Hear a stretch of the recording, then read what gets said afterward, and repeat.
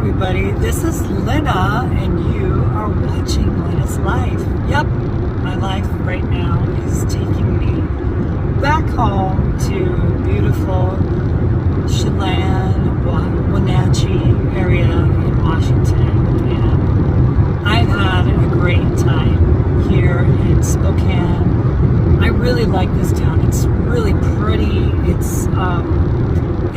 It's got lots of different variety. The choices of like places to like shop and eat and everything. It's a really nice town. I like it a lot. And so much so that, you know, maybe in the future, I might like relocate myself to living here, but I'm not convinced, because I don't want to be far away from those that I love and stuff like that. And I have a really great friend, as you guys know, back in the Chelan area. She's just a doll. So I like the concept of coming out here to work every now and then, and just, you know, just enjoying it. And it's super, super, super pretty. Just, I guess it's more piney than the area where I'm at, but the area where I'm at is just beautiful as well in its own right, because there's lots of apple orchards and cherries. I mean, it's just a beautiful, beautiful place. Wenatchee is known as the apple capital of the world. And yeah, so no matter what I do, if I come out here to work or if I work close to home, it's just, I mean, let me just say, it beats Arizona. I mean, I no hang-ups for people living in hotter climates and everything, as far as like, you know, what you like to do. I mean, if you like living in warmer weather, I mean, everybody's got their own thing, right? Everybody's got their own like preferences and everything. And mine have always been to live in an area that has like pine trees, green grass, beautiful skies, the weather, you know, the different seasons and everything. And so I really, really enjoy living in an area that, you know, you see the deciduous trees and, you know, all the changing leaves and everything. It's just spectacular. And you always get like a new place every season, because it seems like the place transforms into another place entirely. But yeah, it's been a great experience, and I'm just so grateful to be able to do this, you know, to be able to travel and then do work and enjoy myself and help people along at the same time.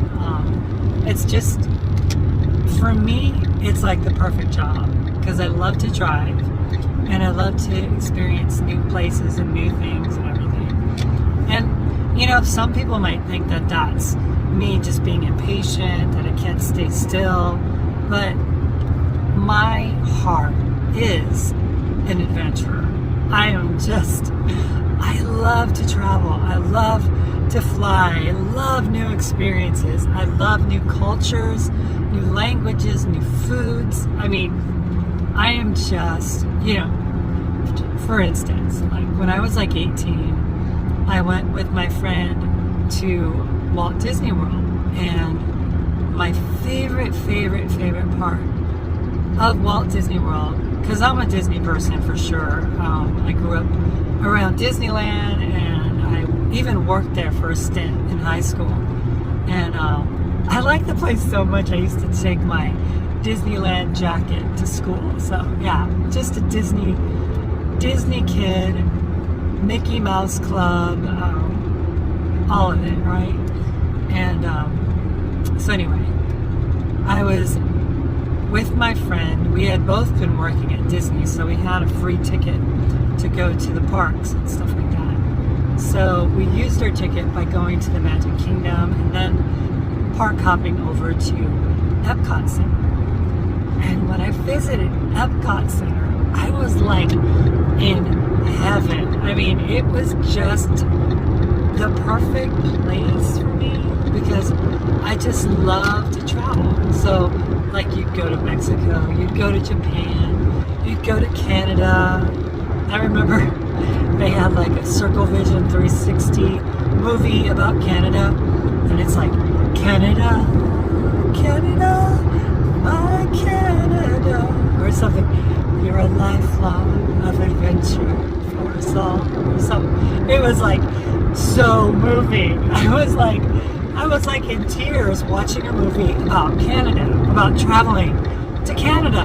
I mean, it's ridiculous. I think it's stupid as well, but that's me, right? I love new places, and you know, there was a place in Disney that in Epcot that was like Morocco and China. I mean, and so like I remember buying a back scratcher in Japan. It just, for me, it just does it for me. Cultures just do it for me.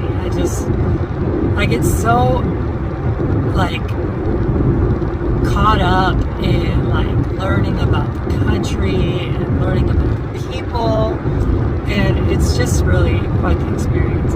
So for me, being able to travel like this, being able to go out and see different parts of Washington, even right now, it's just so wonderful.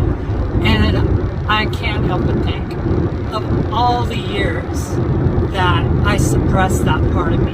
And whether it was like, you know, I'm not going to blame anybody. I mean, I did it to myself. Like, you know, I came down to Silver City and I met that person, and then, you know, I had my accident obviously before that, and I had no car. So like for 2 years, I didn't even drive. I didn't go anywhere. I didn't have the ability to drive myself anywhere. And the person I was with is not a traveler like I am, right? I mean, they've been to Argentina, they've been to places and traveled and everything, and they've cruised and all that. But they're not like what I'm talking about, like with regards to me. Although they would say that they were similar to me, there really isn't anything.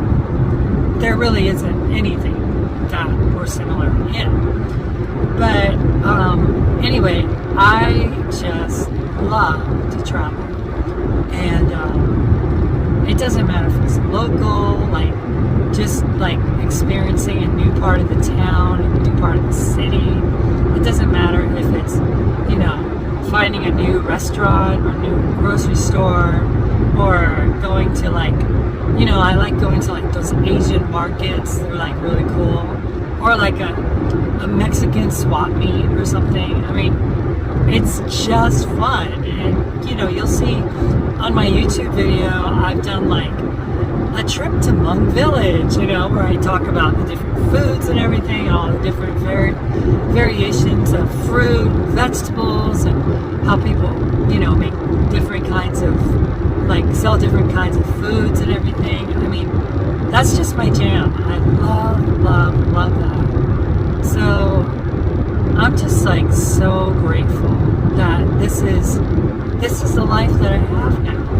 And it's enriching, it's exciting, it's really cool. But you know, I ended up spending the night in a motel last night, the Apple Inn, I think it's called, and I found it on Priceline. You know, the rooms I get like are $50 or less.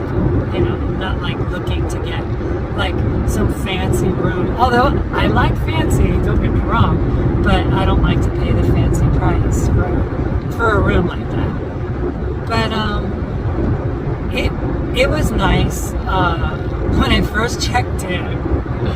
Oh my gosh, room 410, I think it was. Oh my goodness, did it smell? it smelled like a college football men's locker room after they have all like ended the game and stuff. And I mean, the smell of BO and oh my gosh, just that pungent odor that men produce like when they're competing in the sweat and the jock itch and all that stuff, right? It's just, it was bad. So I called the front desk and I'm like, excuse me, my room is not occupiable. I cannot stay in this room overnight. Because like, I stepped out, I was like, okay, it's bad.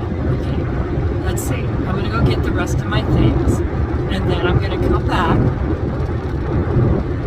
and see how I feel. Oh no hesitation. Open the door and it like hit me. Again, it was like this, like that pungent smell, right? That pungent smell. So I ended up asking the front desk, and they're like, I'm so sorry.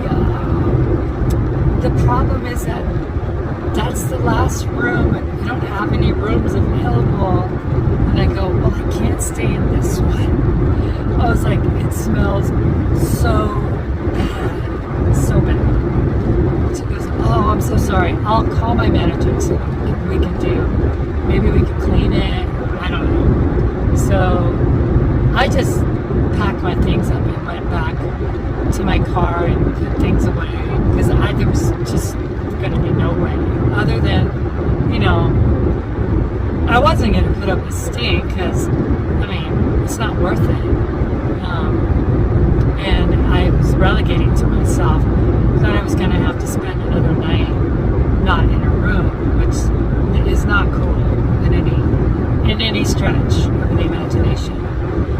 But I walked into the office and I talked to the lady, and she's like, oh, I'm so sorry, ma'am. We, sometimes we just don't check the rooms sometimes. We clear them too early. It's like, it's okay. She goes, well, I do have an option for you. And I go, really? What is that? Well, we do have a manager's room, and it's like a 2-bedroom, separating bedrooms and stuff, and it's got a little mini kitchenette and everything. And I'm like, oh, really? Okay. She's like, would that be of interest to you? And I go, well, actually, yeah. She goes, well, here's the key. Go look at it, see how you feel, see if you want, if that's going to do it for you. And I was like, well, as long as it doesn't have that real pungent smell. Because, older hotels, they just don't smell really good, right? Unless they really take care of them. But, so I went back to the room. And it had a little scent to it, but nothing compared to what I had experienced in that locker room. Locker room is what it was. It was like a locker room.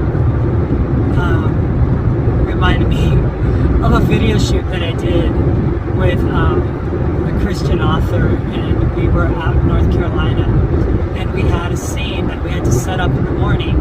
The first scene was in a college locker room, right? And you open the door and voila, that smell, that indistinguishable or distinguishable smell that is absolutely very identifiable as men's post-workout, football players getting all sweaty and hot, getting changed, and so I remember that smell. I do remember that smell. So it reminded me of that. But I'm just so glad that I was able to get a good night's rest. I am really thinking differently, assessing what is responsible behavior and what is not responsible behavior. All the years of suppression that my significant other had alluded to in a prior video that they did was just proof enough for me to understand that I have been oppressed and suppressed by this individual, and they admitted it. They openly admitted it, and for whatever reason they want to choose to use at this point, it really doesn't matter. But I realized that I was kept from being able to decide what kind of woman I want to present to the world. I mean, anytime I've ever like separated and gone by myself and kind of like walked out of that relationship, I've always tended to be more like girly girl / sporty / like I like to look good, I like my makeup to look good, I like my hair to look good, I like my clothes to look good. And it's like I care about my appearance, my presentation. It's important to me, to be the person that I know that I am. And all those years, where I wasn't really given that opportunity because of whatever reason, like early on it was like if I put on a bra and I didn't have any boobs, my significant other would say, you don't need to wear a bra. I mean, what do you need? I mean, you don't need those inserts. You don't need this. And, now it's being told that, it's because they never saw me as a woman and everything. And, I can't get inside that person's brain to figure it out because it is so varied. And there have been so many things that have been said and taken away. I mean, yes, you are a woman. You're a complete woman. Oh, you're such a woman to me. And then it's like, oh no, I never told you. I never really believed that. I just wanted you to hear that because I knew that would like make you feel better about yourself. And, I didn't want you to, so there's always going to be an excuse, right? But what I realized is that I haven't given myself the permission to just be the woman that I know I am, right? And that woman is, put together, likes to, present herself in a way that is visually pleasing, and it's important for me. It's important for me to present myself as a good, decent, responsible, respectable woman, right? That's what I want the world to see. That is the best version of me that I can give this world, right? Is me as I am right now, the person you see before you, right at this very moment. That's the best that I can do, right? And that's who I am. So my ex was in an all-out assaulting effort to destabilize me, and by my ex's admission, I think it's just a really sick thing to do to somebody. I mean, if you love somebody, don't you want them just to be themselves? Don't you want them to be comfortable being who they are? But like I said, I can't get into my ex's brain. I can't figure it out. I'm being told that my ex is now a woman. But the abuse and the suppression, the trauma bonding that I experienced with my ex was nothing that had to do with this person being a woman. If anything, this person was so male dominant, so male aggressive, so stereotypically male-centered, male-focused, that I'm like, I'm not going to give you the name. I'm not going to call you that name.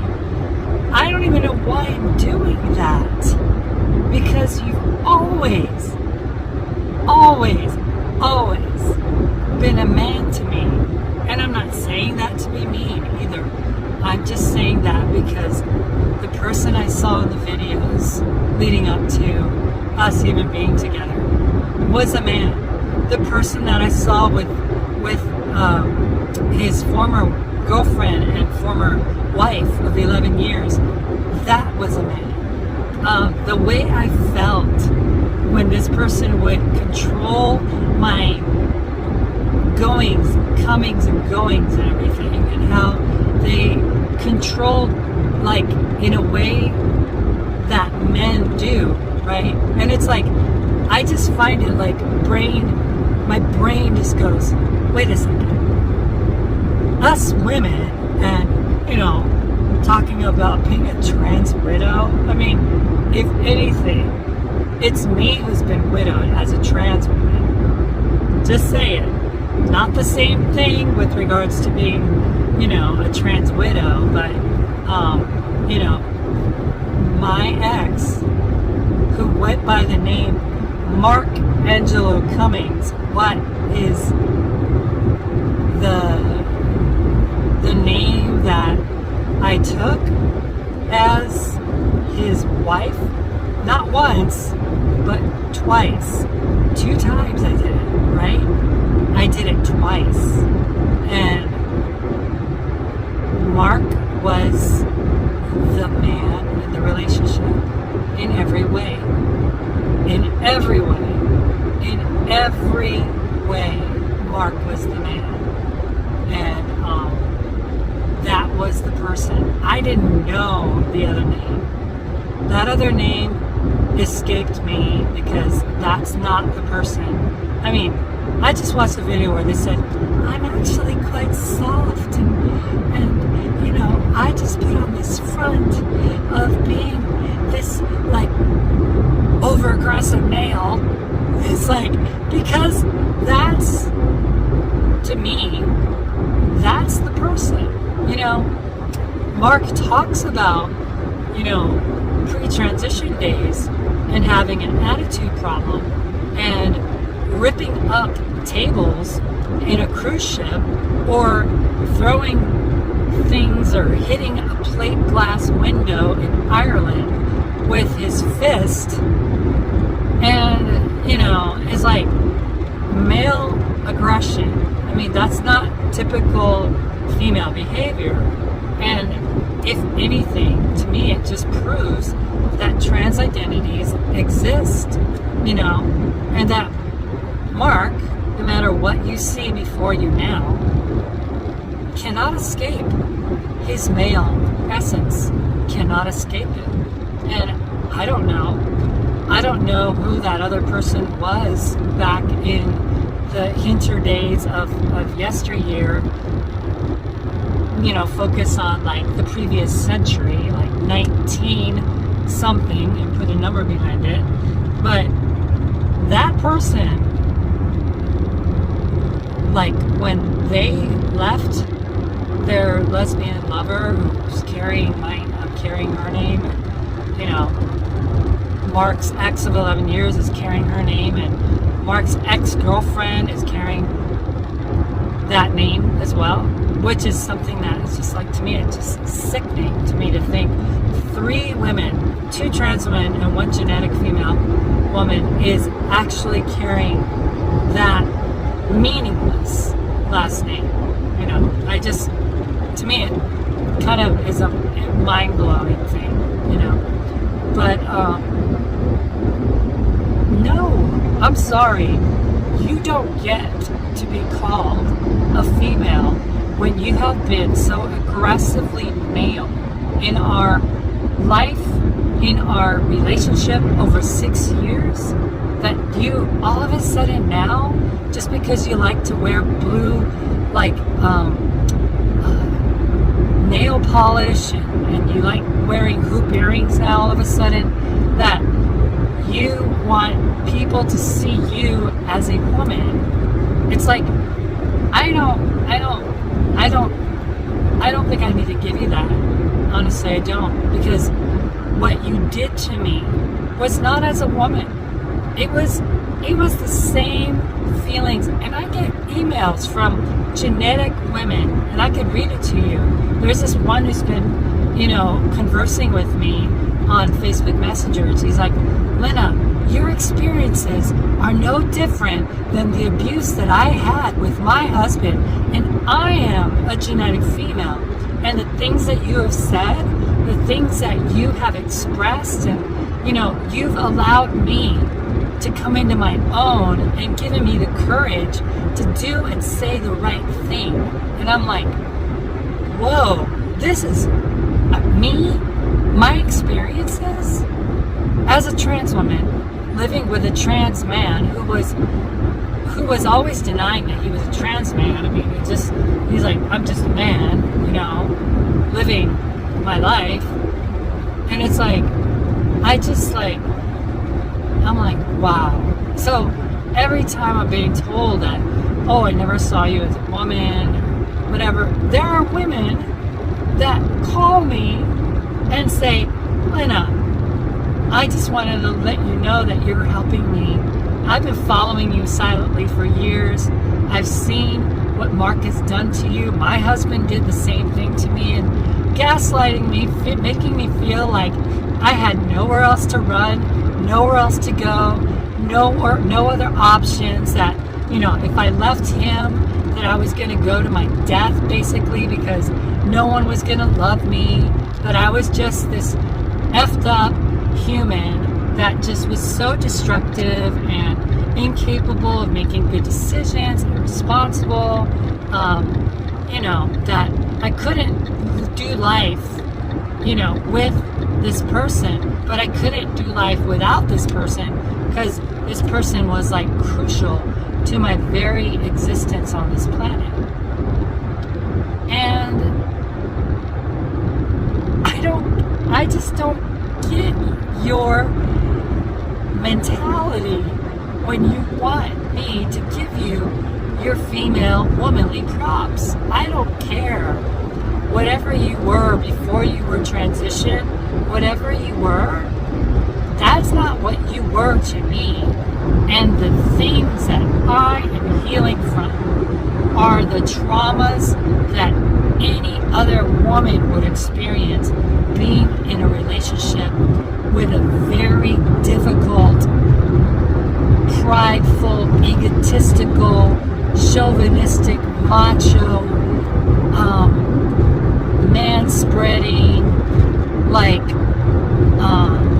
Fred Flintstone, Archie Bunker, Ralph Cramden. I mean, you name it. The stereotype of male-dominant men who like to put women in their place. That is my lived experience. And it may be a fantasy that Mark says that he lived 17 years as a trans man, but that he really was this soft, petite little thing that just really doesn't want to make too much waves in life. But, it's like, no, you can't reform yourself and remake yourself and rewrite the narrative of your life when that is the type of person that you've been all your life. Breaking plate glass windows, uprooting cruise ship tables, and being a security guard, and someone pulls a gun on them, and then they go, "Oh, you're gonna shoot me? Go ahead and shoot." I mean, it's like this aggression, this male instinctive behavior that Mark is proof that transgender identities are real. Because Mark is not a lie. Mark is not a fable. Mark is not a fairy tale. And what kind of diabolical person would it take to defraud two people of a relationship. Like, two people, like, one was like goo goo gaga all over him. I mean, would like cut his toenails and make sure that his chest hairs were trimmed and his back hair was eliminated, and she like took care of him like her own child, you know. And I'm talking about her, his wife of 11 years, who, you know, he lived with and was never a female with. I mean, I remember a conversation in 2015 where he's like, yeah, I've been detransitioning, and she goes, I'm sorry, Mark, I never knew of a Maritza. I never knew of a person with that name. I mean, it's like, and they met when Mark was Maritza back at a Bally's gym in Florida. And, you know, she walked through transition with him. She devoted her life to him. And all he has to say about her is that, well, I got bored. She's dumb, right? She's dumb? What do you see that, you know? A woman that basically supported you during the years that you were living in Silver City before you got a job. She went and hustled her butt and went out there to a salon and started cutting hair and styling hair like she does. She may not be some intellectual professor, but she's not a dummy. She's not stupid either. Just because she doesn't like follow your standards of what you believe intelligence to be, which is different, because you always make excuses for your behavior. Like, how many times do we have to claim that you're from Cuba when you lived there for four short years of your life? And, you know, 3 of those years as an infant, right, and a toddler, and then the 4th year you left, like 1969, for the United States. And it's like, it's not like you were there when you were 12. I mean, it's like you remember things because pictures and stuff. You don't remember things just because. I mean, obviously, there are things that you remember. Some people can remember it for, like, I remember it for certain things, but my real memory didn't really begin to formulate itself in like what I remember now until I was like 5, you know. But at 4, you're still a toddler, right? You're still not able to go to school. You're not a kindergartner, you know. You're in preschool, so you're still kind of like a little toddler, right? So, you know, all these near-death experiences too, like, Lena, you don't understand. I was dying. You saw me this past January. I'm like, yeah, I saw you. You were sick. It was bad. But if you're so bad, why are you documenting your every temperature check, every hour on the hour, and talking about it on Facebook? And you have enough energy as a dying person, right, to write things on your wall, to share pictures.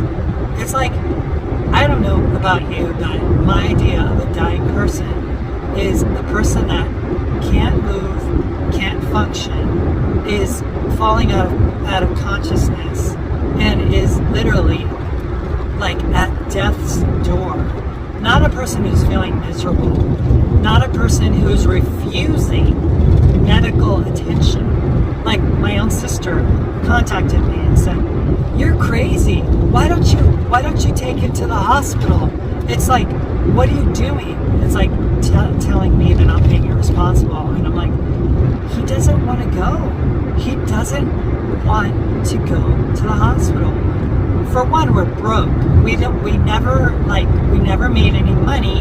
Like, you know, the channel's never been a money maker, right? And he refused to work, right? So we could have had insurance.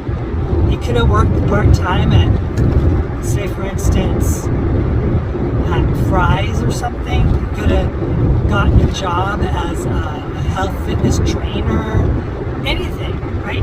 I mean, you could have been a bean counter, but you refused to do so. And we suffered because of it. We suffered, medically for it, because I didn't have anything but Part A Medicare, and that's like bare bones anything, like, and I never used it and stuff. But, it's like you don't get to play the woman card now that it's convenient for you. When you've treated me horribly as a man and as a husband for our whole relationship.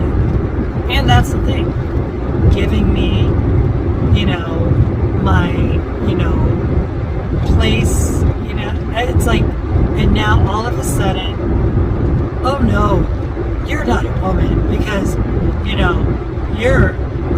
I wanted you as a man, and it's like, yeah, for me, it doesn't make any sense. So that's why I refuse to give you your feminine, female pronouns. I refuse to see you as a woman. I know what men do. I have experienced, and I've seen, and I'm being told exactly the behavior that you had. It is quintessentially male aggression, male inspire. I mean, it's like, so you might pretty yourself up and try to look the part and everything, but the person that used to be a female in there died. And I've told you this before. That person died, and Arlene was witness to it. She attested to it. She said, oh my gosh, what's happening to you? You're just not the same person. And it's true. It's true. And that's one of the things that, therapists should look at. Research should look into what happens when people take, testosterone, what it does to the brain and stuff. And, in a transition, isn't that what you wanted to do? You wanted to make you into the gender that you present as, and to the gender that you identify with. If Mark's not a man, then how can men be all over him as if he's like this male essence that they miss, like a father figure that they didn't get in childhood? I mean, I've seen trans men that don't have that ability to transition in a way that Mark did, in a way that they're able to own their manhood like Mark did. But anybody who's ever watched the shows knows exactly what I'm talking about. Knows the videos in which, like, I'm coming back and he's chomping down on some oatmeal, and I'm like talking about, oh, and I love you so much. I'm so happy that we're back together, honey. And, I just want to be the best woman I can for you. And he's like chomping, spitting, chewing. And, he just doesn't have a hint of femininity to him. Nothing. And all of a sudden now, it's like, everybody, look at these beautiful look at my hoop earrings that I bought at the 99-cent store. They're so beautiful. And it's like, women usually stay away from buying cheap fashion jewelry like that because it has a tendency of turning green on you and infecting your ear.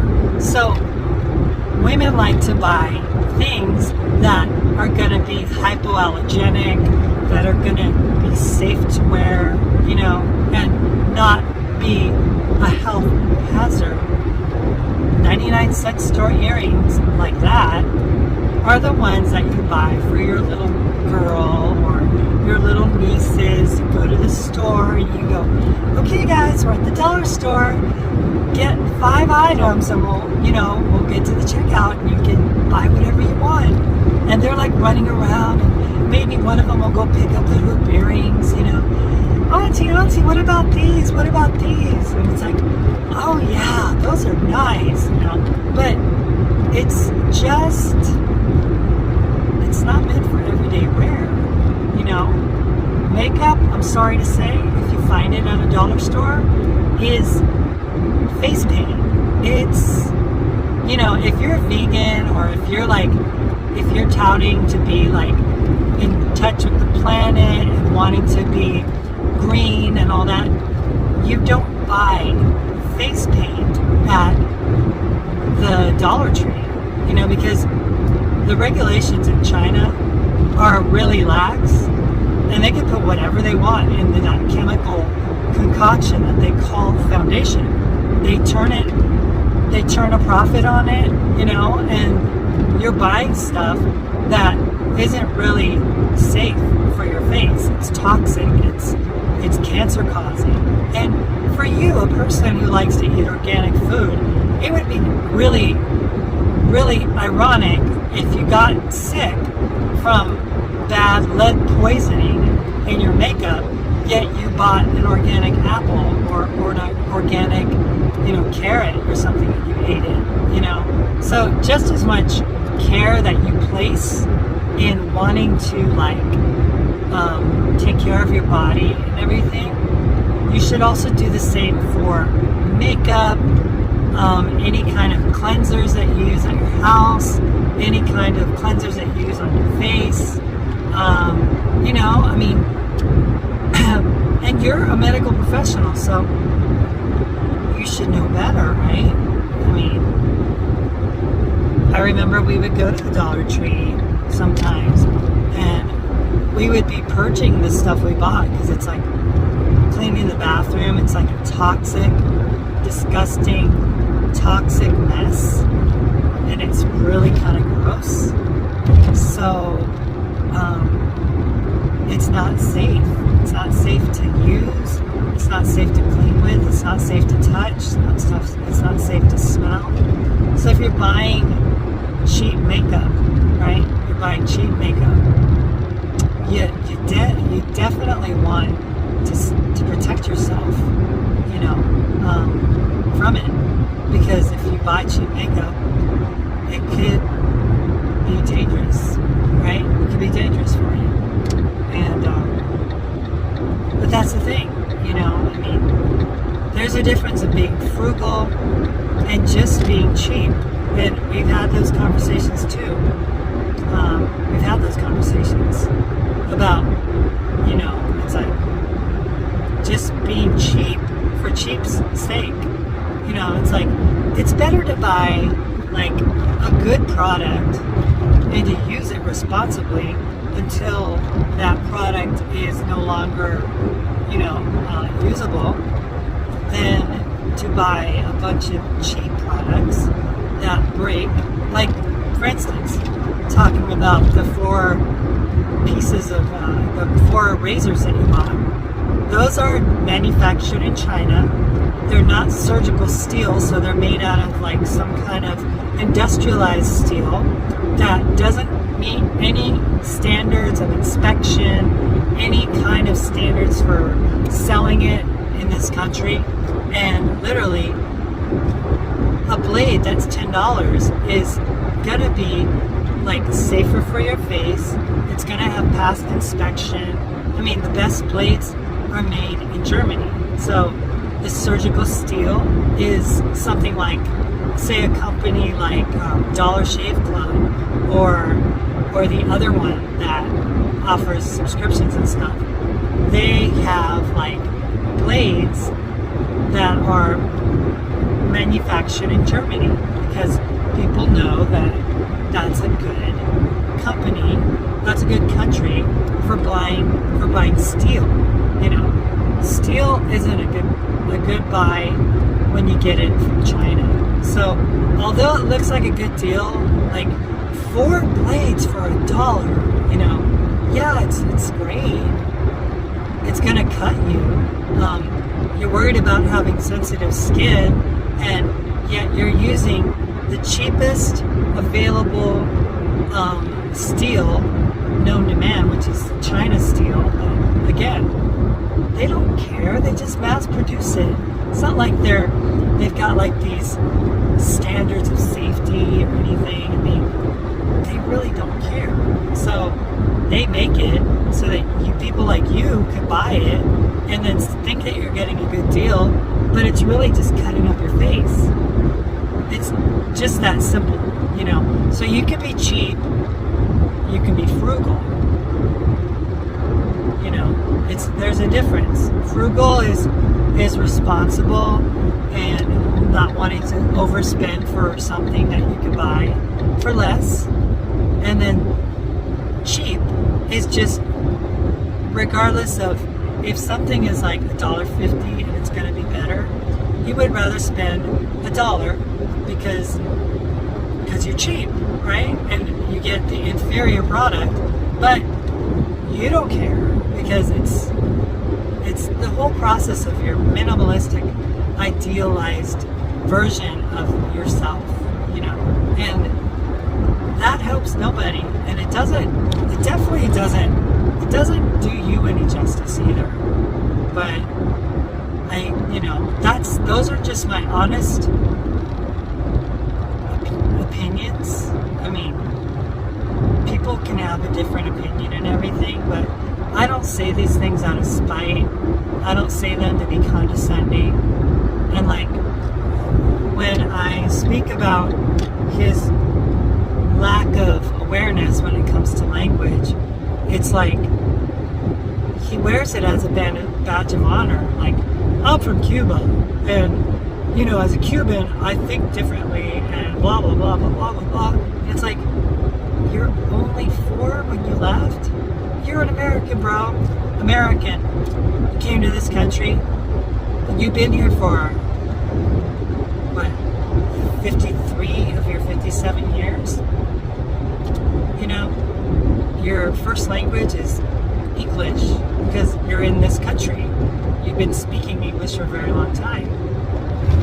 But, I mean, I guess if that's his opinion about it, it's just that he always makes excuses for everything.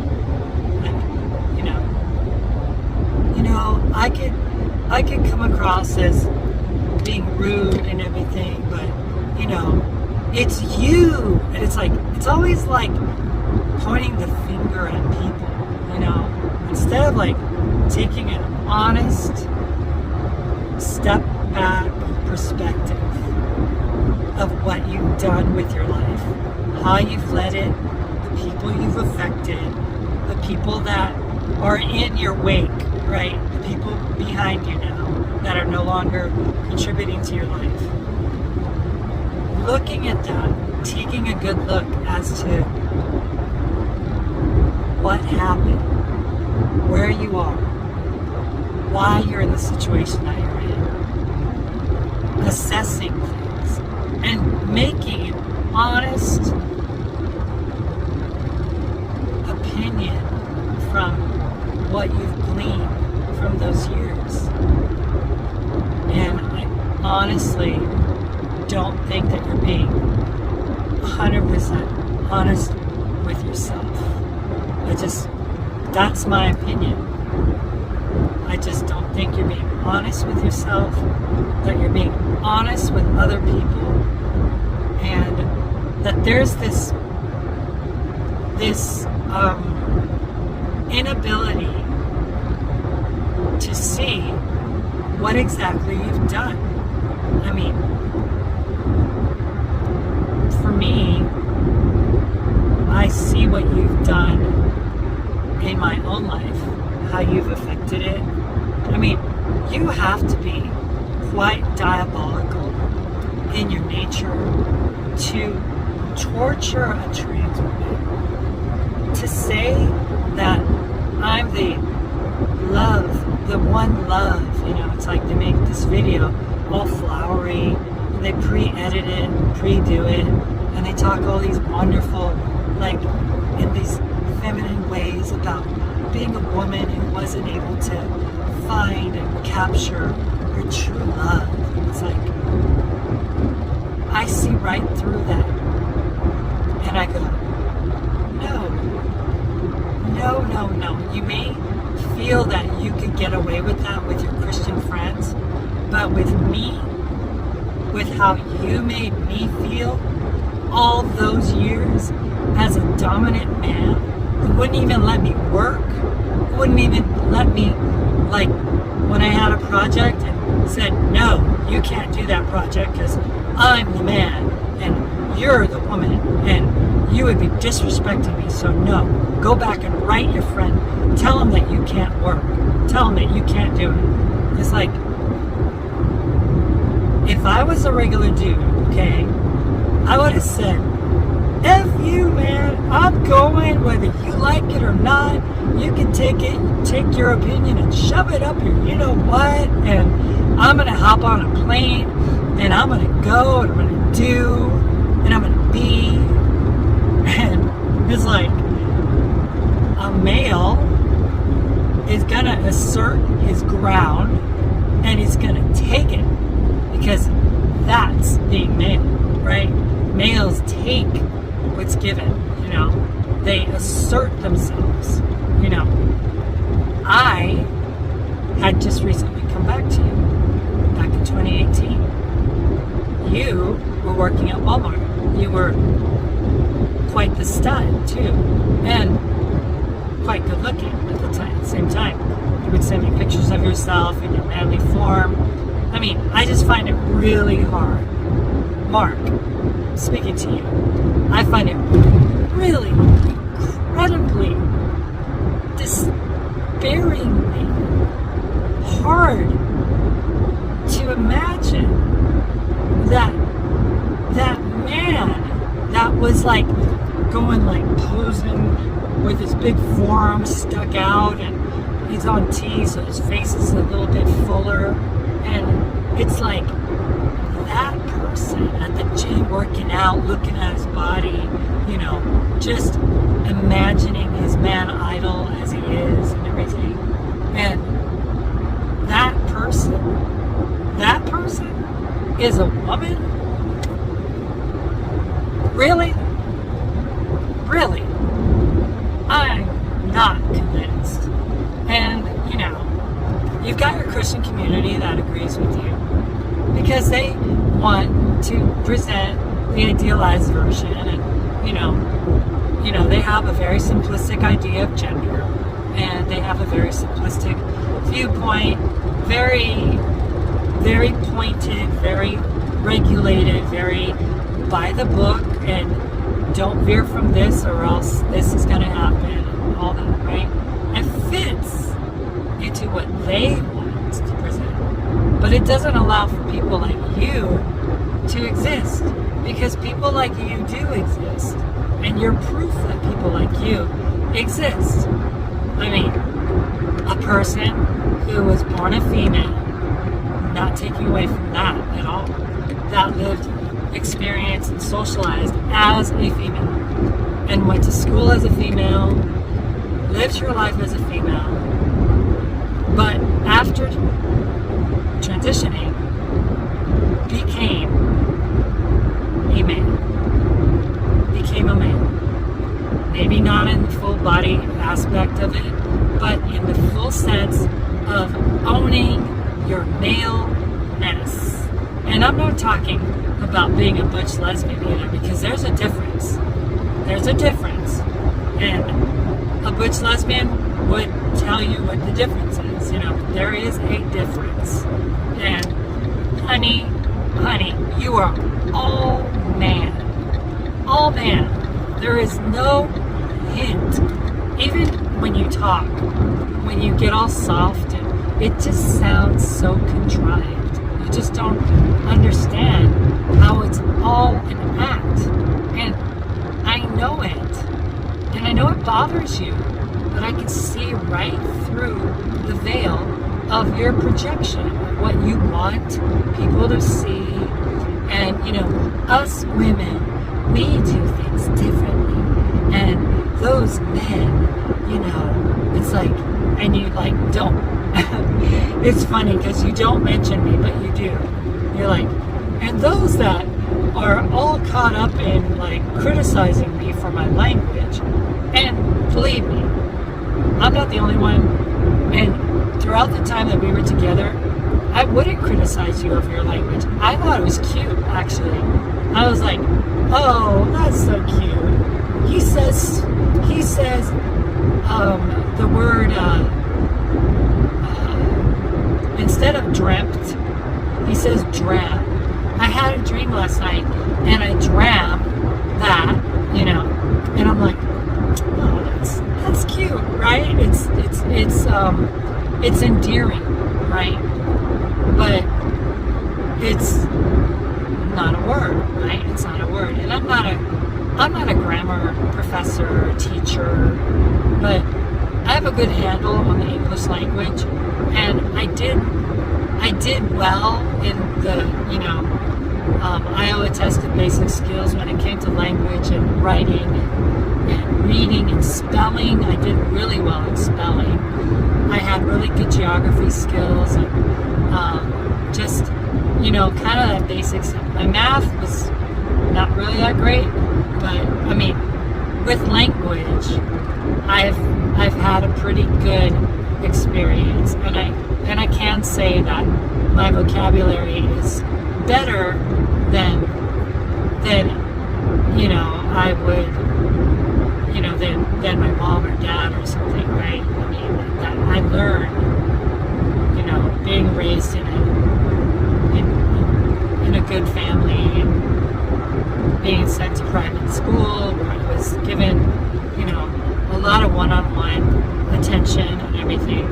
I'm very happy with what I learned. We're very confident in my handling of the English language, although there are still words that I would love to discover, and there are other things and nuances of the language that I would like to entertain, to be able to incorporate into my general vocabulary. But you, on the other hand, you don't want to do that. You would rather misuse an English word and create your own word, like pro-wrote, I mean, it's like, but it's like you don't take the time because you don't have the patience, and now you're saying, I'm reading the Bible now, and it's like, I'm reading now because, God's given me the ability to read, and it's like, I'm glad that you're able to read now because I was your reader. I was your designated reader, and I would go hoarse in the throat just reading to you because you didn't want to do the heavy lifting. You didn't want to do the things that it took. Like, you didn't want to work. I mean, you didn't even want to read. I had to read to you. I was your Kindle winner. Why don't you find a book to read and, read it to me? I go, there's this really cool book. I've been reading it, and I would encourage you to read it. Oh, babe, you know that I don't have the patience for that, I mean, that's how I know I'm a man, because I just, I don't have the patience. And it's always stereotypes, as if all men don't have patience to read. I mean, ask that to, C.S. Lewis and Ralph Waldo Emerson and all the other great writers of the past, James Fenimore Cooper, and other people, Thomas Paine, Thomas Edison, inventors, patience is not just a female virtue. It is a human virtue. Some of us have more of it, and some of us, like you, have less of it than others, right? So, I mean, you just had no ability to see the destruction that you caused, not as a female, not as old dainty Maritza with the lispy voice and the flashy nails and everything. No. As Mark the man, Angelo Cummings. That's it. I will never see you as a woman, and I don't care if that's reverse transphobia. I don't care what you want to call it, but I have been through way too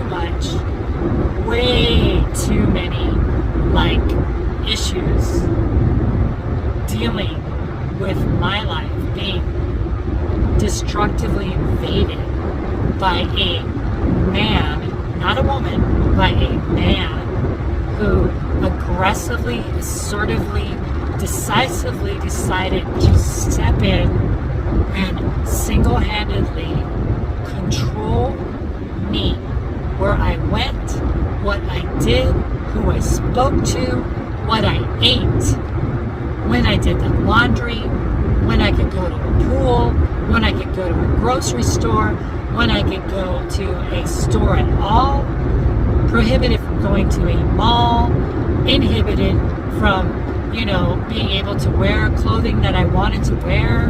I mean, you name it, I got it, right? As far as being controlled, I mean, it was a horrific experience. And it's only now that I'm coming out of the shadows of it all that I'm like really able to get a very clear view, like out of the fog, out of the murkiness of this whole time. I am literally able to see what actually took place. And it is ugly, and it is despicable, and it is disgusting, and it is very, very, very diabolical, evil, and just conniving to have been put through what I have had to endure. And if you want to call that, being like grandstanding and being a narcissist, I don't know who's going to support that for you other than your Christian friends that you tell all your flowery lies to. But for the rest of us who've seen you on a daily basis on YouTube, people that followed you for the years, like people like your friend Roberto, people like, other people that knew you, who knew of you, and they see this version of you, don't ever tell me that they're going to say, oh yeah, that's the real person. That's the real person right there. No, they know the real person. And that real person, his name is Mark. And he shows up every now and then in a black and white version of your videos when you refuse to wear your forced on wigs because you hate wearing wigs. You hate it. You told me. You do it because you want to appease those that support you. You want to appease those who you have strung out your narrative to agree to accept. I mean, but for me, person that lived with you, person who was your wife, like it or not, whether you like it or not, the state of Arizona and the state of New Mexico recognize me as your dutiful wife. That was my role that I played, and that was it. That's what I accepted. And maybe I didn't do a good job at it, maybe not, but at least I didn't try to deceive you. At least I didn't try to beat myself and diabolically try to control you. I didn't. I was honest with you. Yeah, maybe, with regards to clothing, things that I would buy online, since that was my only outlet. My only outlet, okay, everybody, for years I didn't have access to a car. Although, mind you, I paid for every single car that we've ever owned. It's been my bill to pay. It's been my insurance to pay. He never paid it. He didn't let me drive for a long time. I didn't have a debit card for a long time. Who doesn't have a debit card for 2 years? Have you ever gone through life without a debit card? Do you think a man would allow you to give you that kind of control over his life, that he wouldn't be allowed to have a debit card? He would have given you a big F you, sent you packing, sent you and bruised you up and knocked you out and took off. That wasn't me. That was not me. That was not me. I did not behave that way. I was never violent towards you. I was never aggressive that way towards you. But yet you're the one. You're the woman that has been scorned and rejected. Oh, let me believe the lie. Can I believe the lie? So that's why I will not ever give you the name that you have chosen to go by now. You're always going to be Mark to me. Always. There's no way, no chance, no ability for me to process you in any other light other than as a man who made my life a living.